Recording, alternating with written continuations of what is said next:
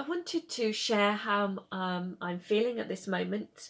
And I'm an intuitive celebrant, funeral celebrant. I take funerals for bereaved families. I create bespoke services for people.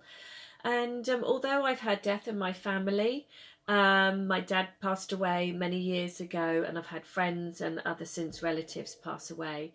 But at the moment, my auntie's just passed away on the 5th of April. She had advanced dementia. She was in a care home for 9 years. And I'm just feeling very emotional at the moment, as I'm sure many of you are that are experiencing bereavement. My auntie died with coronavirus. She went into hospital thinking it was a UTI, and they actually diagnosed her with corona, and she died in 2 days. And I wasn't able to visit her in the hospital, which was very sad.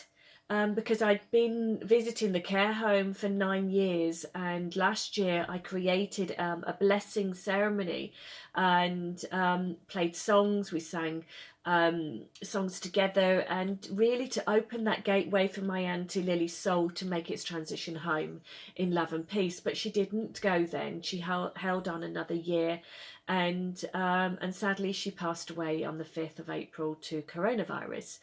I've just dealt with the care home. I gave permission for the care home to clear her room. But what I find incredibly sad is that she's had 88 years of living, and there's literally nothing of her left. There isn't any items of clothing to have because it was coronavirus. We decided as a family, and the care home agreed, that we had to probably dispose of the items, all of them, as opposed to keeping some of them, like I did with my dad. I kept my dad's dressing gown for many years and used to wear that, and my auntie's cardigan I used to keep as well and wear that, which is something, that I may recommend to you guys, that if you've got a loved one, that keep hold of an item of clothing, a jumper, a cardigan or scarf or something, that in those moments of grief you just hold on to that and you embrace that. But because of coronavirus, there isn't anything to hold on to. Her room's been cleared. We can't find the wedding ring that she had when she entered 9 years ago, and I'm incredibly sad to think that she's had 88 years of living, and there's nothing to have in my hand, nothing to hold on to.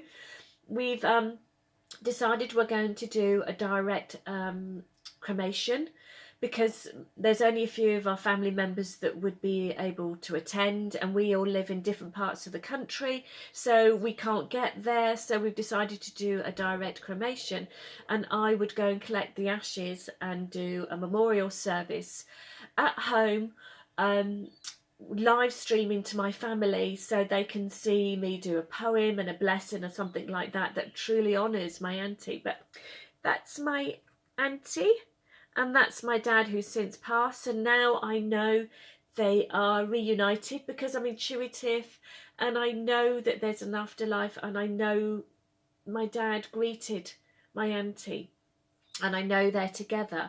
And I'm blessed that I have that belief system, that there is an afterlife, and they go on to have another kind of living. It's different to how we have it. And I know at the moment she's resting because she's had dementia.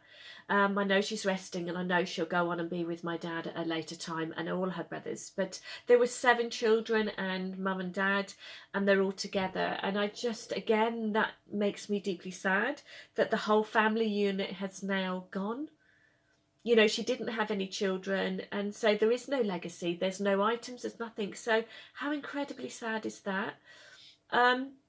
So, I'm not sure what the answer is, particularly with coronavirus, because we can't go and spend our last hours with our loved one in coronavirus because we're not allowed near them. And I respect that, and I honour that, and I know that because the consciousness and the spirit is free, it's not just in the body, it's free. I know that we can do a blessing, we can honour them, and we don't have to be with them to create that link to help them in their transition. It's just our human nature and that wants to be with our loved ones. So, you know, I'm going to light a candle for my auntie today and say a prayer for her. So I'm going to light a candle for anybody that's lost their loved one, whether it's coronavirus or whether it's a different kind of passing, unhealth or sudden. I'm going to light a candle for you all, and I'm going to give you all a universal blessing,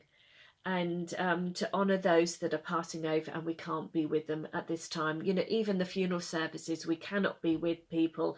I've taken funerals and there's only up to 10 people allowed, and I think that probably will get less as well. There's no hugging, and in fact, let's talk about human touch, the human cuddle.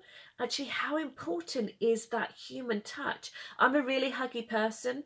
I love to hug my children and my family, and even my bereavement families I will give a cuddle to, because I think it's as important to have that human touch, and I can't do that. The families can't hug each other at the funeral, at the wake. They're not allowed a wake. They have to go in separate houses.